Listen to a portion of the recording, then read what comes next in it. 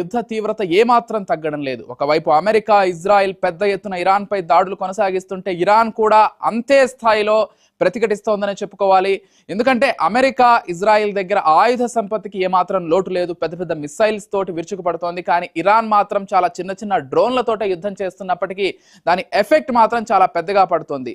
ఒకవైపు ఎమిరేట్స్ లో ఉన్నటువంటి అమెరికా, ఇజ్రాయెల్ స్థావరాల మీద కూడా విరుచుకుపడుతోంది. మీరు వెంటనే స్థావరాలను ఖాళీ చేస్తే వాటిని ఆ దేశాలపైన దాడులు కొనసాగించం, కాకపోతే ఆ స్థావరాలు అక్కడే ఉంటే మాత్రం ఖచ్చితంగా దుబాయ్, అబుదాబి మొత్తం పైన కూడా దాడులు చేస్తామని ఇరాన్ అయితే ఖరాఖండిగా చెప్తోంది. ఇక మరోవైపు ట్రంప్ కూడా ఇప్పటికే కొంత లీకులు ఇచ్చేటువంటి ప్రయత్నం చేస్తున్నారు. ఎందుకంటే ఇరాన్ తోటి చర్చలు జరిగేటువంటి అవకాశం ఉందని లీకులు వస్తున్నప్పటికీ ఇరాన్ మాత్రం వాటిని పూర్తిగా ఖండిస్తోంది. ఎటువంటి చర్చలు లేవు, మా సుప్రీం లీడర్ చనిపోయాడు కాబట్టి దానికి సంబంధించినటువంటి ఖచ్చితమైన ప్రతీకార చర్యలు ఉంటాయని చెబుతోంది. ఇక ఇదే అంశానికి సంబంధించి అసలు ఏం జరుగుతోంది అక్కడ అనేటువంటి అంశాలకు సంబంధించి మరింత డీటెయిల్ గా చెప్పడానికి మనతో పాటు త్రిపురనేని నరోత్తం గారు సిద్ధంగా ఉన్నారు. ప్రముఖ అనలిస్ట్, వారితో మాట్లాడదాం. ఎస్ నరోత్తం గారు, గుడ్ ఆఫ్టర్నూన్ అండి. నమస్కారం, గుడ్ ఆఫ్టర్నూన్. ఎస్ నరోత్తం గారు, ఎలా చూడాలండి? అంటే ఇట్స్ బీన్ 6 days ఆల్మోస్ట్. ఈ రోజు కూడా యుద్ధ తీవ్రత ఏమాత్రం తగ్గకుండా ఇంకా కొనసాగుతూనే ఉంది. ఎందుకంటే అమెరికా, ఇజ్రాయెల్ ఫస్ట్ గా అనుకున్నది ఏంటంటే ఖమేనీని చంపేస్తే అసలు పెద్ద నాయకుడు ఉండడు, వాళ్ళంతా కూడా చెల్లా చెదరయ్యేటువంటి అవకాశం ఉంది, ప్రజలంతా తిరుగుబాటు చేసి కొత్త ప్రభుత్వాన్ని ఎన్నుకునేటువంటి అవకాశం ఉంది అనుకున్నారు. కానీ అక్కడ ఉన్నటువంటి ఐఆర్జీసీ కావచ్చు, లేకపోతే ఇతర నేతలంతా కూడా మళ్ళీ ఒక్కటిగా నిలబడి అదే స్థాయిలో అమెరికా పైన, ఇజ్రాయెల్ పైన తిరిగి దాడులు చేస్తున్నారు. సో ఎలా చూడాల్సి ఉంటుంది? 6వ రోజు యుద్ధం కొనసాగుతోంది, ఎలా ఉండబోతోంది సమీప భవిష్యత్తులో? దానికి సంబంధించినటువంటి అప్డేట్స్ ఏంటి? ఖచ్చితంగా ఇది వార్ వచ్చేసి ఫస్ట్ ఇప్పుడు అమెరికా, ఇజ్రాయెల్ అనుకున్నది ఏదో ఖమేనీని చంపేస్తే తర్వాత వార్ ఆగిపోద్ది, మొత్తం ప్రాబ్లం సాల్వ్ అయిపోద్ది, వాళ్ళకున్న global security threat, nuclear programme ఆగిపోద్ది అని అదొకటే కాదు. వాళ్ళు వేసుకున్న స్ట్రాటజీ వేరు. ఫస్ట్ వాళ్ళు వేసుకున్న స్ట్రాటజీ ఏంటంటే ఫస్ట్ ఇప్పుడు ఈ ఖమేనీ అండ్ గ్రూప్ మొత్తాన్ని లేపేసిన తర్వాత, హతమార్చిన తర్వాత లోకల్ అప్రైజింగ్, అక్కడ ఒక సివిల్ వార్ తీసుకొచ్చి, స్ట్రగుల్ తీసుకొచ్చి వాళ్ళ అనుకూల గవర్నమెంట్ ని స్థాపిద్దాం అనుకున్నారు. బట్ వాళ్ళకి ఎదురు దెబ్బ ఎక్కడ తగిలిందంటే it is not Iran's defence, it is not even Russia's and China support. ఇప్పుడు రష్యా ఆల్రెడీ తన నావికా దళాన్ని పంపించేసింది అక్కడ పోర్ట్స్ అన్ని, పోర్ట్స్ డిఫెన్స్ కోసం అని. రేడార్ సిస్టమ్స్ కానీ, HQ-98 చైనా సిస్టమ్స్ కానీ, ఎవ్రీథింగ్, ఈవెన్ డ్రోన్ సిస్టమ్స్ కానీ, drone detection system, drone defence systems కూడా చైనా ఆల్రెడీ పంపించేసింది ఇవన్నీ. బట్ అమెరికాకి, ఇజ్రాయెల్కి ఇది కాదు పెద్ద ముప్పు, వాళ్ళకున్న ఇబ్బంది ఇది కాదు. ఇబ్బంది అసలు it is the terrain of Iran. Iran is a very difficult terrain to permeate. ఎందుకంటే మొత్తం ఈ స్థావరాలని ఎక్కడున్నాయంటే under the mountainous region. Mountains ఉంటాయి. ఇప్పుడు మొత్తం వన్ సైడ్, ఒక quarter of Iran is completely surrounded by mountains. ఈ మౌంటైన్స్ బయట పోర్ట్స్ ఉంటాయి, ఈ మౌంటైన్స్ లోపల సిటీస్ ఉంటాయి, ఈ మౌంటైన్స్ కింద ఈ military bases, manufacturing bases, everything మొత్తం అక్కడ ఒక మినీ మిలిటరీ సిటీస్ కట్టేశారు ఖమేనీ గారు, మొత్తం ఖమేనీ గ్రూప్ ఆ రెజిమ్ లో. ఇప్పుడు దాన్ని బాంబులు వేసిన, ఎంత పెద్ద పెద్ద B-2 బాంబర్స్, ఎటువంటి బాంబ్స్ వేసినా కూడా ఆ లోతుకి వెళ్ళలేకపోతుంది. They are not able to destroy. ఆ డిటెక్ట్ చేసి వాళ్ళ ఇరాన్ ని అసలు ఫస్ట్ వాళ్ళ బేసెస్ ని కొట్టడానికే చేతకాట్లేదు ఇజ్రాయెల్. కానీ కొట్టాలంటే గ్రౌండ్ ట్రూప్స్ తోటి వెళ్ళాలి. ఇప్పుడు గ్రౌండ్ ట్రూప్స్ తోటి వెళ్తే అక్కడ already Iran is a populous country, 90 billion population ఉంది. And they have ground troops అంటే ఇంకా అందరూ వచ్చేస్తారు. ఇట్ విల్ బి వేరే యుద్ధానికి దారి తీస్తుంది. ఇజ్రాయెల్ తట్టుకోలేదు. ఇజ్రాయెల్ కి గ్రౌండ్ ట్రూప్స్ తక్కువ, టెక్నాలజీ ఎక్కువ. అమెరికాకి గ్రౌండ్ ట్రూప్స్, వాళ్ళ నాటో దళాలు అందరు తీసుకొచ్చినా కూడా వాళ్ళకి territory is very long, 7,000 8,000 kilometers away from their shores. Venezuela వాళ్ళ పక్కన, ఇరాన్ వచ్చేసి చాలా దూరం. This territory is closer to Russia and China, వాళ్ళకి సహాయం అందించడానికి. ఇప్పుడు ఇరాన్ ని అసలు చేయటం I don't think it is possible.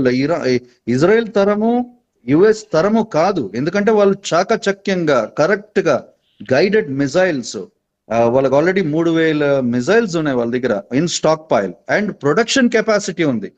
ఇంకొక 5,000 మిజైల్స్ కి ఇంకో 6 నెలల్లో ప్రొడ్యూస్ చేసే కెపాసిటీ ఉంది వాళ్ళకి. ఈ 3,000 missiles it will last 3-4 months ఈజీగా. ఇప్పుడు దీన్ని ఎలా దీన్ని కట్టడి చేస్తారు? That is why Israel is again bringing in AI technology here.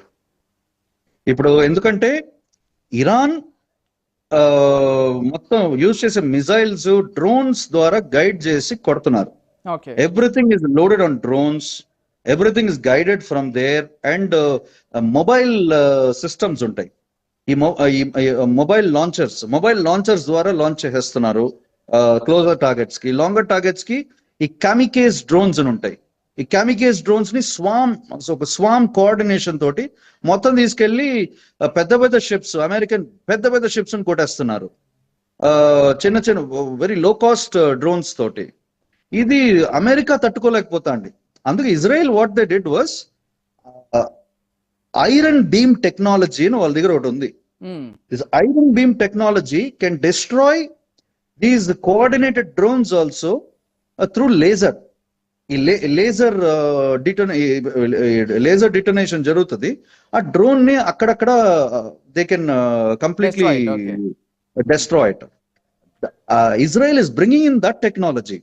అక్కడ తీసుకొచ్చి లాంచ్ చేయడానికి బేస్ లేకుండా చేసేస్తున్నారు ఇప్పుడు. That is the actual war that is going on. Israel అమెరికాకి అక్కడ బేస్ లేకుండా చేసుకుంటున్నారు, బేస్ లేకుండా చేసేస్తున్నారు. Even enter Iran's territory. That is where Russian naval support and China's defense support is very crucial for Iran now. And added to that, Iran's natural terrain. It's highly మన భారతదేశం కన్నా extraordinary terrain వాళ్ళకి. మనకి హిమాలయ పర్వతాలు, కింద Indian ocean, natural defence మనకి. అంతకన్నా వాళ్ళకి ఏంటంటే all sides they have mountains. And ఆ మౌంటైన్స్ కింద కొన్ని కిలోమీటర్లు కింద తవ్వేసి సిటీస్ నిర్మించుకున్నారు వాళ్ళు. ఆ సిటీస్ లో మొత్తం మ్యానుఫ్యాక్చరింగ్ అంతా కూడా అక్కడే అవుతుందేమో. అక్కడే అవుతుంది సిటీస్ కింద. అదే రాడార్స్ కి దొరకదు. ఎంత సర్వేలెన్స్ చేసినా ఇప్పుడు వాళ్ళు సర్వేలెన్స్ డ్రోన్స్ పంపిస్తారు. ఫర్ ఎగ్జాంపుల్ ఇజ్రాయెల్ కానీ అమెరికా కానీ surveillance drones cannot catch anything because everything is under ground. అంత చాకచక్యంగా నిర్మించుకున్నారు. అదొకటే కాదు, FPV డ్రోన్స్ అని ఉంటాయి. ఈ FPV drones can do guerrilla warfare లాగా. సడన్ గా ట్యాంక్స్ వస్తున్నాయి, సడన్ గా ఏదైనా అక్కడ ఉన్న ట్రూప్స్ కనపడుతున్నారు, ఆ ట్రూప్స్ మీద కొట్టచ్చు. అది కూడా వీలు లేకుండా కంప్లీట్ గా వీళ్ళ టెరైన్ ఇస్ ప్రొటెక్టింగ్ దెమ్. ఆ టెరైన్ లో దాక్కుంటున్నారు. సడన్ గా వచ్చేసి లాంచ్ చేసేస్తున్నారు ఆ పోర్ట్స్ దగ్గర ఉన్న పోర్ట్ కి. ఆ పోర్ట్ డిఫెన్స్ ఏమో రష్యా చేస్తుంది. కానీ అనుకున్నంతగా రష్యా కావచ్చు, చైనా కావచ్చు సపోర్ట్ చేశాయనుకోవచ్చా ఇరాన్ కి? 100% అండి. They are natural partners. ఇప్పుడు అందరు ఓపెన్ గా డిక్లేర్ చేయరు. Nobody declares war on Israel, war on America అట్లా డిక్లేర్ చేసుకుంటూ వెళ్ళరు. The war is already happening because recently China's foreign minister and Iran's foreign minister met and they gave a press statement also. The sovereignty of Iran is crucial and it has to be protected and it will be protected by China and a critical statement ichadu. దాని తర్వాత arms supplies, technology supplies మొత్తం China is doing it on a big scale. And Russia నావికా దళం పంపించిందంటే అర్థం చేసుకోవచ్చు కదా. Defence, there for the defence. ఇక్కడ బిగ్గెస్ట్ ప్రాబ్లం ఏంటంటే the territory base is Asia. It is our territory, our back yard. It is Russian back yard, Chinese back yard. అవును. ఇక్కడికి వచ్చి అమెరికా అంతసేపు యుద్ధం చేయటం అన్నది అసంభవం. Already they learnt. ఇప్పుడు ఉక్రెయిన్ వార్ లో ఆల్రెడీ వాళ్ళ టెక్నాలజీ మొత్తం అన్ని అర్థం చేసేసుకుంది Russia. So they are utilizing that experience here completely. And ఇప్పుడు ఏంటంటే ఇక్కడ ఏదైతే అమెరికా అధ్యక్షుడు ట్రంప్ దగ్గర నుంచి కొంచెం లీక్స్ కూడా వస్తున్నాయి. అంటే యాజ్ నేను ముందు చెప్పినట్లుగా ఇరాన్ తోటి చర్చలు జరిపేటువంటి అవకాశం ఉందనేటువంటి లీక్స్ ఇటు అమెరికా మీడియాలో కొంత వస్తున్నప్పటికీ ఇరాన్ చాలా బహిరంగంగా ఖండిస్తోంది. ఖచ్చితంగా మా సుప్రీం లీడర్ని చంపినందుకు ప్రతీకారం తీర్చుకుంటాం, ఎటువంటి చర్చలకు తావులేదని చెప్తోంది. సో ఏం జరగబోతోంది ఇన్ లైక్ సమీప భవిష్యత్తులో లేకపోతే అసలు ఫ్యూ డేస్ ఈ యుద్ధం ఇలాగే కొనసాగేటువంటి అవకాశం ఉందా, లేకపోతే చర్చలు జరిగే అవకాశం ఉందా, ఇరాన్ అందుకు ఒప్పుకుంటుందా, వాట్స్ గోనా హ్యాపెన్? ఇరాన్